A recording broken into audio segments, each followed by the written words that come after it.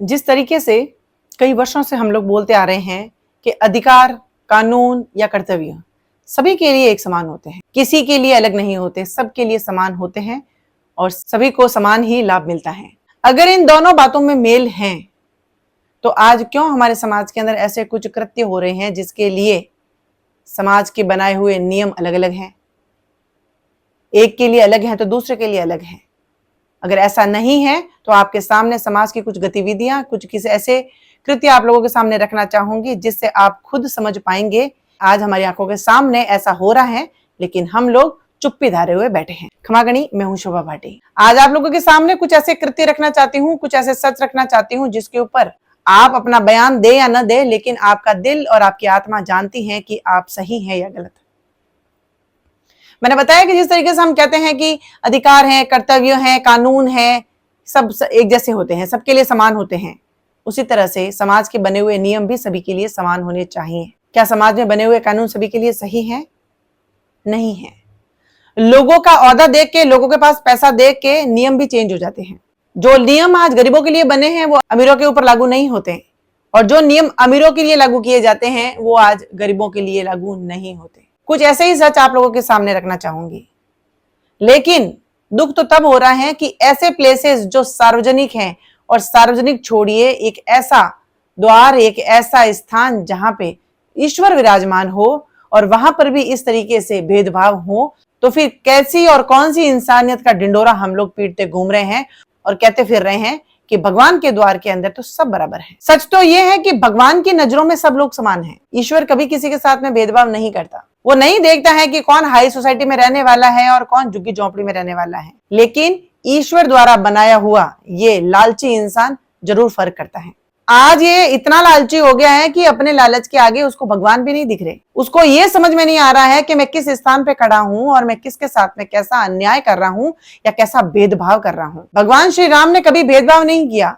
उन्होंने तो भिलनी के हाथ के भी चखे हुए यानी झूठे बेर भी खा लिए। भगवान कृष्ण ने कभी भेदभाव नहीं किया। सुदामा जैसे गरीब और फटीचर कहे जाने वाले दोस्त के भी खुद ने पैर धोए और अपने मित्र स्वीकारा और गले लगाया। तो ये इंसान कौन से हैं जो इस तरीके से ईश्वर के द्वार के अंदर, ईश्वर के स्थान पे फर्क कर रहे हैं? बात ज्यादा गोलमोल ना करके पॉइंट पे आके सीधा बताती हूँ। एक वाक्य आप लोगों को मैं बताती हूँ, मेरा खुद का इंसिडेंट, फिर आपके साथ भी ऐसे हुए होंगे, इससे भी जोड़ना चाहूंगी। हम लोगों का जाना हुआ था वैष्णो देवी। जब हम वैष्णो देवी जा रहे थे, बीच में आपने देखा होगा कि एक गर्भ गुफा आती है, एक स्थान आते हैं जहाँ पे एक गुफा है। जैसा बताया जाता है कि वहां पे एक गर्भ गुफा है जहां पे अंदर से हम लोग निकलते हैं और वो हमारा पवित्र स्थल है। वहां पे हर कोई जाके उस गर्भ गुफा में से निकलता है और अपने कर्मों का लेखा जोखा करता है, और हो सकता है कि जो पाप उनसे हुए हों वहां धोने की कोशिश करता है। हमारे साथ में कुछ लोग थे, पहली बार गए थे, उनको नहीं पता था कि वहां पे फोटो लेना या वीडियो बनाना पूर्णतया निषेध है। उन्होंने फोन बाहर निकाला ही था और वो लोग कुछ फोटो क्लिक करना चाहते थे क्योंकि वो दृश्य अद्भुत था। कुछ सेकंड के अंदर ही वहां पे पुलिस आ जाती है और उस महिला को और फोन को पकड़ के, जो हमारे साथ में थी, उसको लेके चले जाती है कंट्रोल रूम। वहां जाके उनको बिठाया जाता है, पूरा फोन चेक किया जाता है और वहां पे उनको थ्रेटन किया जाता है कि आपने ऐसे कैसे फोन निकाल दिया, यहाँ पे जो लिखे हुए हैं आप पढ़ नहीं सकते क्या, आप पढ़े लिखे नहीं है, आपको शर्म आनी चाहिए, इसके लिए आपके चार्जेस होंगे, ये वो बहुत कुछ। 1 से 1.5 घंटे तक उस महिला को वहीं पे कंट्रोल रूम के अंदर बिठाए रखा। मैं भी गई थी उनके पीछे, मैंने भी रिक्वेस्ट की कि सही बाय मिस्टेक हो गया है। हम लोगों ने हालांकि फोटो क्लिक नहीं की है, उसके बावजूद भी अगर हो गई है तो आप you can take phone and you can check, आप चेक कर लीजिए और उसके बाद में अगर आपको कोई फोटो मिल जाता है तो आप उसको डिलीट कर दीजिए। तो मतलब इतना कहने के बावजूद भी वो लोग राजी होने के लिए तैयार नहीं थे और बहुत कुछ सुनाए जा रहे थे। हम लोगों ने सॉरी भी बोला और गिल्ट भी फील किया कि अगर ऐसा स्थान है और यहाँ पे ये चीजें नहीं होती हैं, निषेध है, तो हमें ऐसा नहीं करना चाहिए। We all are educated people and हमें इन चीजों का ध्यान रखना चाहिए। और फिर वहां से काफी कोशिशें करने के बाद में हमें फोन भी मिला और हम लोग वहां से चले गए। ये सीन मुझे आज भी याद है और ऐसा कई बार बहुत से लोगों के साथ होता है। उनको सीधा सीधा थ्रेटन किया जाता है कि आप ऐसा नहीं करेंगे। अच्छी बात है, अगर ये नियम सभी के लिए हैं तो हम भी इस चीज को मानते हैं, बिल्कुल मानते हैं कि कुछ चीजें जो बहुत ही सेफली जो है रखी गई हैं, उनके लिए ऐसा हमारे करना गुनाह हो सकता है और हमारी छोटी सी लापरवाही से बहुत बड़ी मुश्किलें खड़ी हो सकती हैं। क्योंकि हम लोग जो पिक लेते हैं तो वो सोशल मीडिया के ऊपर डाल देते हैं और उसका कोई लोग गलत उपयोग करके वहां पे उस स्थान को हानि पहुंचा सकते। इसके पीछे ऐसी मंशा जताई गई और हमें भी ऐसा बताया गया और हमने भी इस चीज को महसूस किया और नेक्स्ट टाइम ऐसा कभी ना करने का वादा किया। लेकिन जितना सोशल मीडिया हम लोग देख रहे हैं, जितना हम लोग सोशल मीडिया देख रहे हैं, हम लोग समझ पा रहे हैं, आपके सामने कुछ दृश्य आप रखना चाहूंगी जिससे आप लोग भी समझें कि क्या नियम सभी के लिए बराबर है। ईश्वर ने जन्म देने के लिए या मरण के लिए सबका एक ही प्रोसेस रखा है, किसी में कोई फर्क नहीं। मुकेश अंबानी के घर में भी जो बच्चा पैदा होगा वो नंगा पैदा होगा, एक गरीब की झुग्गी झोंपड़ी के अंदर भी बच्चा पैदा होगा तो वो भी नंगा पैदा होगा। अगर बड़े से बड़े रईस के घर में भी किसी की मृत्यु होगी तो वो सब कुछ यहीं छोड़ के जाएगा, कुछ भी साथ में लेके नहीं जाएगा। और सड़क पे एक्सीडेंट में मरा हुआ व्यक्ति भी कुछ भी साथ में लेके नहीं जाएगा, सब कुछ यहीं छोड़ के जाएगा। यानी भगवान के मंदिर में या भगवान की नजरों में कोई भेदभाव नहीं, ऊंच नीच नहीं, किसी प्रकार भी कोई फर्क नहीं। तो जब हमें इस तरीके से थ्रेटन किया जाता है, हमें ऐसे नियम बताए जाते हैं, तो जितने भी सेलिब्रिटीज हैं और ऐसे ऐसे मंदिर जो बहुत ही हमारे तीर्थ स्थलों में आते हैं, मोस्ट जो हैं पॉपुलर जो तीर्थ स्थल हैं उनमें आते हैं, केदारनाथ का भी देख लीजिए आप, प्रेमानंद जी महाराज का देख लीजिए आप, या बद्रीनाथ का देख लीजिए, वैष्णो देवी का मंदिर देख लीजिए आप, या फिर और भी बहुत सारे मंदिर जो बताए जाते हैं, चाहे मथुरा में है, वृंदावन में है, काशी में है, सब जगह पे। तो जो सेलिब्रिटी वहां जा रहे हैं तो बिल्कुल जो वो लोग दर्शन कर रहे हैं, वो जो मत्था टेक रहे हैं, वो जो माला पहना रहे हैं, उनका वीडियो कौन बनाता है वहां पे? ये वीडियोस कौन बनाता है? और वो वीडियोस बना के सोशल मीडिया के ऊपर डालने की परमिशन उनको कौन देता है? उनके लिए किसी भी प्रकार की कोई थ्रेटन नहीं है, उनके लिए किसी प्रकार के कोई भी नियम नहीं है। बाकायदा जो भी सेलिब्रिटी उस मंदिर में जाता है, बिल्कुल मूर्ति के पास में शिवलिंग के ऊपर पूजा करते हुए, मूर्ति के सामने मत्था टेके हुए, बिल्कुल महाराज के पास में बैठे हुए जो पिक्स और जो वीडियोस बनाई जाती हैं, उनको अनुमति किसने दी इस तरीके से फोटो खींचने की या वीडियोस बनाने की? वो तो सोशल मीडिया पे बिल्कुल ट्रेंडिंग चल रही है। विराट कोहली जो है वहां पे गए हैं, वहां पे सारा अली खान गई हैं, इस तरीके से मंदिर में गई हैं, और बहुत सारे जो बॉलीवुड के अभी जो एक्टर और एक्ट्रेसेस हैं जिनकी मूवी आने वाली है, वो लोग वहां जाके इस तरीके से पूजा कर रहे हैं, आराधना कर रहे हैं, अर्चना कर रहे हैं।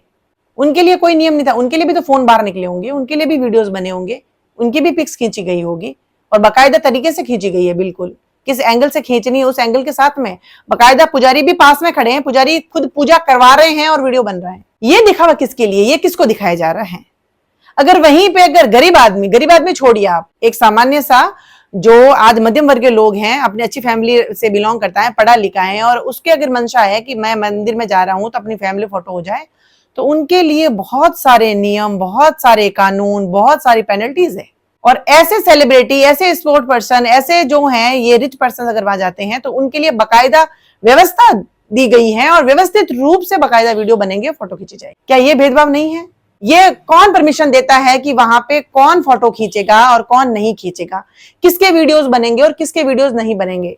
बाकायदा जो गरीब आदमी तो वहां जा रहा है वो भगवान के चरणों में अपने आप को समर्पित करने के लिए जा रहा है, अपने आप को झुकाने के लिए जा रहा है, ईश्वर से कुछ वंदना करने के लिए जा रहा है, और वो अगर अपनी फोटो खींच ले तो गुनाह है। और कुछ सेलिब्रिटी जो अपनी मूवी का प्रमोशन करने के लिए जा रहे हैं, सिर्फ और सिर्फ जनता को जोड़ने के लिए जा रहे हैं ताकि लोगों तक ये मैसेज पहुंचा सके कि हम लोग भी आस्तिक हैं, हम लोग भी मूर्ति पूजा करते हैं, या फिर हम लोग भी हिंदू से जुड़ना चाहते हैं, या फिर वो ये जताना चाहते हैं कि हम लोग भी हिंदू धर्म को फॉलो करते हैं या फिर हिंदू धर्म को मानते हैं। सिर्फ ऐसा दिखावा करने के लिए जो लोग वहां जा रहे हैं उनको बिल्कुल सब लोग परमिशन देते हैं कि आप लोग फोटो खींच सकते। लेकिन एक सामान्य से परिवार अगर जाना चाहता है और अपनी फैमिली फोटो वहां पे खींचना चाहता है तो उसके लिए बहुत बड़े जुर्माने हैं, यहाँ तक कि आपको कंट्रोल रूम में ले जाके वहां पे इतनी प्रताड़ना या फिर आपको थ्रेटन भी किया जा सकता है। ये नियम कहाँ पे लिखे हुए हैं? एटलीस्ट जो ऐसा भेदभाव कर रहे हैं वो सोशल मीडिया के ऊपर इन डिफरेंसेस को क्लियर करे, कौन से नियम किसके लिए बने हुए हैं और कौन से नियम किसके लिए नहीं बने हुए हैं। यू हैव टू एक्सप्लेन, तब हम पता चलेगा कि भाई कौन से नियम किसके लिए बने हैं। और अगर ऐसे भेदभाव नहीं होते हैं, ऐसे अलग अलग नियम नहीं बने हुए हैं, तो इस प्रकार का भेदभाव एटलीस्ट मंदिरों में क्यों?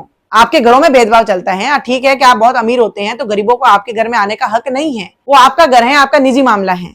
लेकिन मंदिर एक ईश्वर का द्वार है, वो ईश्वर का स्थान है, और भगवान ने भी जब किसी के साथ में भेदभाव नहीं किया, भगवान ने भी ऐसा फर्क नहीं रखा, तो ये भगवान द्वारा निर्मित एक मनुष्य डिसाइड करेगा कि उस मंदिर के अंदर जाके भगवान के साथ में कौन फोटो खिंचा सकता है और कौन फोटो नहीं खिंचा सकता है। लेकिन कुछ लोगों को फर्क नहीं पड़ता, वो लोग कहते हैं हमारा मामला नहीं है, आपका मामला इसलिए नहीं क्योंकि आप लोगों की बाकायदा फोटो खींच के आपको दे दी जाती है, इसलिए आप लोगों का मामला नहीं है। लेकिन ये मामला धर्म का है, ये मामला हम लोगों का है, ये मामला ईश्वर का है, इसलिए we have to raise our voice. क्यों होता है ऐसा? कैसे सोशल मीडिया के ऊपर उन सेलिब्रिटीज की फोटो आ जाती है, कैसे इतनी वायरल भी हो जाती है, और कैसा उनको रिपीट कर करके इतना चला भी दिया जाता है। अब किसी प्रकार का कोई कानून किसी को याद नहीं आता, लेकिन आम जनता के लिए बहुत सारे नियम है और उसके लिए बिल्कुल पेनल्टी भी है। मैं अपने सभी भाइयों और बहनों से बार बार कहती हूँ हर वीडियो में, अपना नॉलेज सही जगह पे इस्तेमाल करके आवाज को रेज करना सीखिए। अगर इस तरीके से प्रतिक्रियाएं हमारे आंखों के सामने होती हैं तो we have to raise our voice. हम लोगों को बोलना चाहिए। अगर कोई भी आपको इसके लिए रोकता है तो बिल्कुल कहना, हम भी पेनल्टी देने के लिए तैयार हैं, हम भी इसका जुर्माना भरने के लिए तैयार हैं। लेकिन सोशल मीडिया के ऊपर ऑलरेडी जो फोटोज आए हुए हैं उसका जुर्माना किसने भरा? वो फोटोज कैसे खींचे गए? बकायदा मंदिर में मूर्ति के साथ में, पुजारी के साथ में, शिवलिंग के साथ में, कृष्ण भगवान के साथ में, भगवान राम के साथ में, प्रेमानंद जी के साथ में, सबके फोटोज वायरल हो रहे हैं। उस समय नियम कहाँ जाते हैं? उस समय आप लोगों की सिक्योरिटी कहाँ जाती है? इस तरीके का फर्क हमारी आंखों के सामने होता है, लेकिन हम लोग गौर नहीं करते। लेकिन वक्त गौर करने का है। अगर शिक्षित हैं तो शिक्षित अपने आप को साबित भी करिए, और वो तब साबित होगा जब आप अपनी आवाज उठाएंगे, आप गलत को गलत और सही को सही कहना सीखेंगे।